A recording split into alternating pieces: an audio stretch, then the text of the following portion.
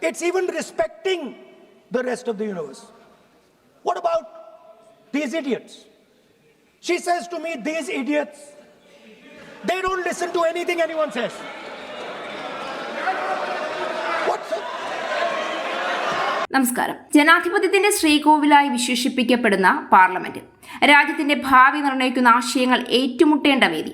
വാദങ്ങൾ ഉയരേണ്ടിടത്ത് വാക്കുകളുടെ നിലവാരം താഴരുതെന്നാണ് ജനങ്ങൾ പ്രതീക്ഷിക്കുന്നത്. എന്നാൽ ഇന്നത്തെ ലോക്സഭാ ചർച്ചയിൽ ശ്രദ്ധേയമായത് നയപരമായ ഏറ്റുമുട്ടലല്ല, മറിച്ചൊരു പരാമർശത്തെ ചുറ്റിപ്പറ്റിയുണ്ടായ പുതിയ രാഷ്ട്രീയ കൊടുങ്കാറ്റാണ്. പ്രതിപക്ഷ നേതാവ് രാഹുൽ ഗാന്ധി നടത്തിയ പ്രസംഗത്തിനിടയിൽ ഭരണപക്ഷത്തെ വിമർശിക്കുന്നതിനിടെ ഉപയോഗിച്ച ഇഡിയറ്റ്സ് എന്ന പരാമർശമാണ് ദേശീയ രാഷ്ട്രീയത്തിൽ വീണ്ടും വലിയ വിവാദത്തിന് വഴിവെച്ചിരിക്കുന്നത്. തന്നെക്കൊണ്ട് ഒന്നും ചെയ്യാൻ കഴിയില്ല. കോൺഗ്രസിന്റെ തലപ്പത്തേക്ക് കയറി വന്നത് മുതൽ രാഹുൽ ഗാന്ധി മുടിയനായ പുത്രനാണ് കോൺഗ്രസിന്റെ എന്ന് പറയാതെ വയ്യ. ആ പാർട്ടിയെ മുച്ചൂട് മുടിച്ചു. അങ്ങനെ യാതൊരു ഗതിയും പരഗതിയും ഇല്ലാതിരിക്കുമ്പോഴാണ് കോക്രോച്ച് ജനതാ പാർട്ടി ജന്തർ മന്ദറിൽ പ്രക്ഷോഭം ആരംഭിച്ചത്. എങ്കിൽ പിന്നെ ഓസിന് ആ ക്രെഡിറ്റ് തന്റെ പേരിൽ ഇരിക്കട്ടെ എന്ന് കരുതിയാണ് പിങ്കിമോനും പിങ്കിമോളും കൂടി പരസ്യ ഗൂഢാലോചന അല്ലെങ്കിൽ രഹസ്യ ഗൂഢാലോചന നടത്തി നേരം കളയാതെ പ്രധാനമന്ത്രിയുടെ വസതി ലക്ഷ്യമാക്കി വച്ചുപിടിച്ചത്. വിചാരിച്ച പോലെ കാര്യങ്ങൾ അങ്ങ് ഒത്തില്ല എന്നത് മറ്റൊരു കാര്യം. രാഹുലിനെ ഭരണപക്ഷം മാത്രമല്ല ഈ കാട്ടിക്കൂട്ടുന്നതൊക്കെ കോമാളിത്തരവും അവസരവാദവുമാണ് എന്ന് പറഞ്ഞ് പരിഹസിച്ചത് മാധ്യമങ്ങളും കൂടെ നിന്ന സഹപ്രവർത്തകരും കൂടിയാണ്. എല്ലാവരും ചിരിയടക്കാൻ പാടുപെടുന്നുണ്ടായിരുന്നു. എന്നാൽ ഇപ്പോൾ പപ്പുമോൻ സടകുടഞ്ഞെഴുന്നേൽക്കുന്നത് ലോക്സഭയിലാണ്. മിനിമം ബോധം പോലുമില്ലാതെ ലോക്സഭയിൽ ഭരണപക്ഷത്തെ വിഡ്ഢികൾ അഥവാ ഇഡിയറ്റ്സ് എന്ന് വിളിച്ചുകൊണ്ടാണ് രാഹുൽ ഗാന്ധി അടുത്ത വിവാദത്തിന് തിരികൊളുത്തിയിരിക്കുന്നത്. പിന്നീട് വീണയിടത്ത് കിടന്ന് ഉരുണ്ട് അങ്ങനെയല്ല പറഞ്ഞത് എന്നൊക്കെ ന്യായം പറയുന്നുണ്ടെങ്കിലും സത്യമായ ഭാഷയിൽ സംസാരിക്കാൻ, സഭ്യമായ ഭാഷയിൽ സംസാരിക്കാൻ പോലും അറിയാത്ത ഒരാളാണ് കോൺഗ്രസിന്റെ തലപ്പത്തിരിക്കുന്നത് എന്ന് കോൺഗ്രസ് പ്രവർത്തകരെ ഇതോർക്കുമ്പോൾ നിങ്ങൾ ലജ്ജിക്കണം. ഇതാദ്യമായല്ല രാഹുൽ ഗാന്ധിയുടെ പ്രസംഗം ദേശീയ രാഷ്ട്രീയത്തിൽ ചർച്ചയാകുന്നത്. സമീപകാലങ്ങളിൽ പല പ്രസംഗങ്ങളും പരാമർശങ്ങളും ഭരണപക്ഷത്തിന്റെ കടുത്ത വിമർശനത്തിന് വഴിവെച്ചിട്ടുണ്ട്. ചിലപ്പോൾ അദ്ദേഹത്തിന്റെ വാക്കുകൾ പിന്നീട് വിശദീകരിക്കേണ്ട സാഹചര്യം പോലും കോൺഗ്രസിന് നേരിട്ടിട്ടുമുണ്ട്. അതേസമയം അദ്ദേഹത്തിന്റെ അനുയായികൾ ഇതെല്ലാം രാഷ്ട്രീയമായി വളച്ചൊടിക്കുന്ന ശ്രമമാണ് എന്നാണ് വാദിച്ച് ജയിക്കാൻ ശ്രമിക്കുന്നത്. രാജ്യത്തെ പ്രധാന പ്രതിപക്ഷ നേതാവെന്ന നിലയിൽ ഓരോ വാക്കും വലിയ ഉത്തരവാദിത്തത്തോടെ പറയേണ്ടതാണെന്നും പാർലമെന്റിൽ ഉപയോഗിക്കുന്ന ഭാഷ ജനാധിപത്യത്തിന്റെ നിലവാരം പ്രതിഫലിപ്പിക്കേണ്ടതാണെന്നും BJP പലവട്ടം പപ്പുമോന് മുന്നറിയിപ്പ് കൊടുത്തു. എങ്കിലും പഠിച്ചതല്ലേ പാടൂ, പറഞ്ഞിട്ട് കാര്യമില്ല. മറുവശത്ത് ഭരണപക്ഷത്തിന്റെ കടുത്ത വിമർശനങ്ങൾക്ക് മറുപടിയായാണ് രാഹുൽ ഗാന്ധിയുടെ പ്രതികരണമെന്നാണ് കോൺഗ്രസ് പറയുന്നത്. ഇതോടെ വീണ്ടും ഉയർന്ന ചോദ്യം ഇതാണ്: ജനങ്ങളുടെ പ്രശ്നങ്ങൾ ചർച്ച ചെയ്യേണ്ട പാർലമെന്റിൽ വ്യക്തിപരമായ വാക്കുതർക്കങ്ങളാണോ നടക്കുന്നത്? രാഷ്ട്രീയ പോരാട്ടം നയങ്ങളുടെ അടിസ്ഥാനത്തിലാണോ മുന്നോട്ട് പോകുന്നത്? അതോ പരസ്പര ആരോപണ പ്രത്യാരോപണങ്ങളിലേക്കാണോ വഴിമാറുന്നത്? ഇതാണ് ഉയർന്ന ചോദ്യം. ചോദ്യപേപ്പർ ചോർച്ചയിലെ ചർച്ചയിൽ ഭരണ പ്രതിപക്ഷ ബഹളത്തിൽ ലോക്സഭാ നടപടികൾ തുടർച്ചയായി തടസ്സപ്പെടുകയാണ്. ജന്തർ മന്ദറിലെ വിദ്യാർത്ഥി പ്രതിഷേധത്തെ ലോക്സഭാ പ്രതിപക്ഷ നേതാവ് രാഹുൽ ഗാന്ധി പ്രശംസിച്ചുകൊണ്ടാണ് പ്രസംഗത്തിന് തുടക്കം കുറിച്ചത്.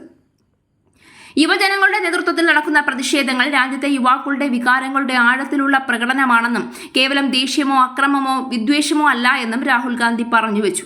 അവരുടെ പ്രതിഷേധങ്ങൾ തനിക്ക് ആവേശവും ആത്മവിശ്വാസവും നൽകുന്നതാണ്. BJP ഉൾപ്പെടെയുള്ള രാഷ്ട്രീയ പാർട്ടികൾ ഇന്ത്യൻ യുവതയുടെ പ്രകടനത്തെ ബഹുമാനിക്കണം.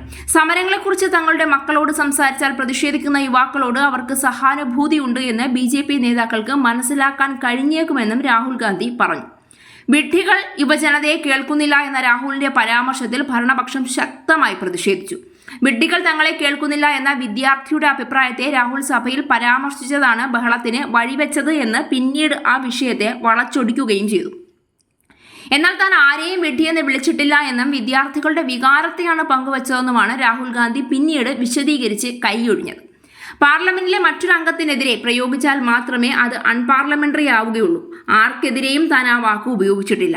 BJPക്ക് സംസാരിക്കണമെങ്കിൽ താൻ വായടച്ചിരിക്കാമെന്നും രാഹുൽ ഗാന്ധി പറഞ്ഞു. അല്ലെങ്കിലും വായടച്ച് 24 മണിക്കൂറും ഇരിക്കുന്ന ഒരാൾക്ക് ഇപ്പോൾ മറ്റൊരു പ്രക്ഷോഭം ഉണ്ടായപ്പോൾ, അല്ലെങ്കിൽ വിദ്യാർത്ഥികൾ ഒരു പ്രക്ഷോഭം ഉണ്ടാക്കിയപ്പോൾ, കോക്രോച്ച് ജനതാ പാർട്ടി എന്ന മറ്റൊരു സംഘടന ഉണർന്നു വന്നപ്പോൾ മാത്രമാണ് ഈ നാവുണ്ടായതെന്ന കാര്യം ഇന്ത്യയിലെ ജനങ്ങൾ മറക്കുന്നില്ല എന്നത് മറ്റൊരു വശം. ഇന്ത്യൻ ജനാധിപത്യത്തിന്റെ ശ്രീകോവിലായ പാർലമെന്റ്, രാജ്യത്തിന്റെ നയങ്ങൾ രൂപം കൊള്ളുന്ന വേദി, ഭരണപക്ഷവും പ്രതിപക്ഷവും ആശയങ്ങൾ ഏറ്റുമുട്ടേണ്ട ഇടം. അവിടെ വാദങ്ങൾ ശക്തമാകാം, രാഷ്ട്രീയ പോരാട്ടം കടുക്കാം. എന്നാൽ വാക്കുകളുടെ നിലവാരം താഴരുതെന്നാണ് എല്ലാ ജനങ്ങളും പ്രതീക്ഷിക്കുന്നത്.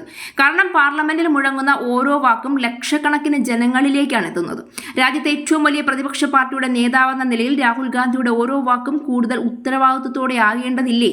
ജനാധിപത്യത്തിൽ സർക്കാരിനെ ചോദ്യം ചെയ്യുക പ്രതിപക്ഷത്തിന്റെ അവകാശമാണ്. എന്നാൽ ആ വിമർശനത്തിന്റെ ശക്തി ഭാഷയുടെ മൂർച്ചയിലാണോ അതോ വസ്തുതകളുടെയും യുക്തിയുടെയും കരുത്തിലാണോ ഉണ്ടാകേണ്ടത്? ഇതുതന്നെയാണ് അദ്ദേഹത്തിന്റെ രാഷ്ട്രീയ ശൈലിയെക്കുറിച്ച് എതിരാളികൾ വർഷങ്ങളായി ഉന്നയിക്കുന്ന വിമർശനം. BJP പറയുന്നത് കോൺഗ്രസിന് സർക്കാരിനെതിരെ ശക്തമായ വസ്തുതാപരമായ വാദങ്ങൾ ഉയർത്തുന്നതിനേക്കാൾ വിവാദങ്ങൾ സൃഷ്ടിക്കുന്ന പ്രസ്താവനകളാണ് പലപ്പോഴും രാഷ്ട്രീയ ചർച്ചയെ നയിക്കുന്നത് എന്നതാണ്. രാഹുൽ ഗാന്ധി ഇതുവരെ ഈ നിമിഷം വരെ തെളിയിച്ചുകൊണ്ടിരിക്കുന്നതും അതുതന്നെയാണ്.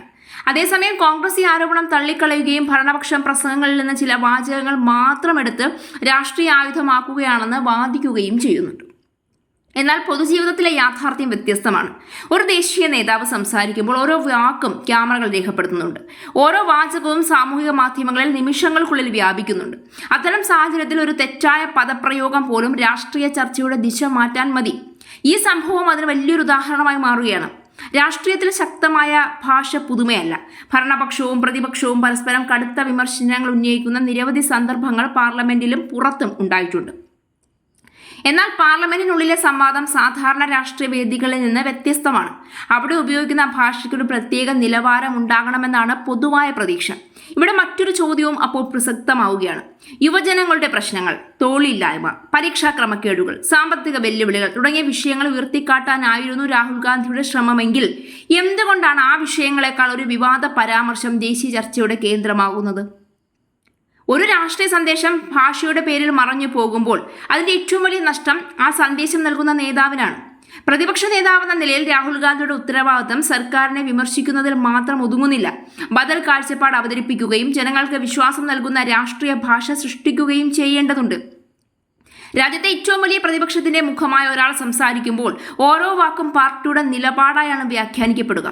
അതുകൊണ്ട് തന്നെ വ്യക്തതയും നിയന്ത്രണവും കൂടുതൽ ആവശ്യമാണ്. ചന്തയിലല്ല ഇരിക്കുന്നതെന്നുള്ള മിനിമം ബോധമെങ്കിലും ഇല്ല എന്നുള്ളതാണ് വാസ്തവം. ഈ വിവാദം ഒറ്റപ്പെട്ട ഒരു സംഭവമായി മാത്രം കാണാനാകില്ല. ഇന്ത്യൻ രാഷ്ട്രീയ സംവാദത്തിന്റെ നിലവാരത്തെക്കുറിച്ചുള്ള വലിയ ചർച്ച കൂടിയാണിത്. ഭരണപക്ഷമോ പ്രതിപക്ഷമോ എന്ന വ്യത്യാസമില്ലാതെ ആശയങ്ങൾ കൊണ്ട് നേരിടുകയും വ്യക്തികളെക്കാൾ നയങ്ങളെ ചർച്ച ചെയ്യുകയും ചെയ്യുന്ന രാഷ്ട്രീയ സംസ്കാരമാണ് ജനാധിപത്യത്തെ ശക്തിപ്പെടുത്തുക. ഒടുവിൽ ജനങ്ങൾ വിലയിരുത്തുക ആരാണ് കൂടുതൽ ഉച്ചത്തിൽ സംസാരിച്ചതെന്നോ ആരാണ് കൂടുതൽ സഭ്യമല്ലാത്ത വാക്കുകൾ ഉപയോഗിച്ചതെന്നോ അല്ല, ആരാണ് കൂടുതൽ വിശ്വസനീയമായി സംസാരിച്ചതെന്ന്, ആരാണ് കർശനമായ നിലപാടുകൾ എടുത്തതെന്ന്, ആരാണ് പൊതുജനത്തിന് വേണ്ടി പ്രവർത്തിച്ചതെന്ന്, ആരാണ് ആ തീരുമാനങ്ങൾ നടപ്പിലാക്കിയതെന്ന്. ജനങ്ങളുടെ പ്രശ്നങ്ങൾക്ക് പരിഹാരം നിർദ്ദേശിക്കുന്ന രാഷ്ട്രീയമാണ് ദീർഘകാലം നിലനിൽക്കുക.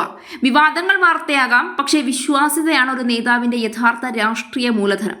അതുകൊണ്ടാണ് പാർലമെന്റിൽ മുഴങ്ങുന്ന ഓരോ വാക്കിനും ചരിത്രം പോലും സാക്ഷിയാകുന്നത്. അങ്ങാടിയിൽ തോറ്റതിന് അമ്മയോടെന്നതുപോലെ രാഹുൽ ഗാന്ധിയുടെ ഫ്രസ്ട്രേഷൻ തീർക്കാനുള്ള ഇടമല്ല ലോക്സഭ എന്നുള്ള മിനിമം ബോധമുണ്ടാകണം. രാഹുലിനെതിരെ ഇരിക്കുന്നവർ രാഷ്ട്രീയപരമായി രാഹുലിന്റെ ശത്രുക്കളായിരിക്കാം, മിത്രങ്ങളായിരിക്കാം. പക്ഷെ അവർക്ക് ഓരോരുത്തർക്കും വ്യക്തിത്വവും ആത്മാഭിമാനവും ഉണ്ടെന്ന് തിരിച്ചറിയാൻ കഴിയുന്നില്ല എങ്കിൽ രാഹുൽ ഗാന്ധി നിങ്ങൾ പ്രതിപക്ഷ നേതാവെന്നല്ല, ഒരു രാഷ്ട്രീയക്കാരനെന്നല്ല, ഒരു മനുഷ്യനായിരിക്കാൻ പോലും യോഗ്യനല്ല.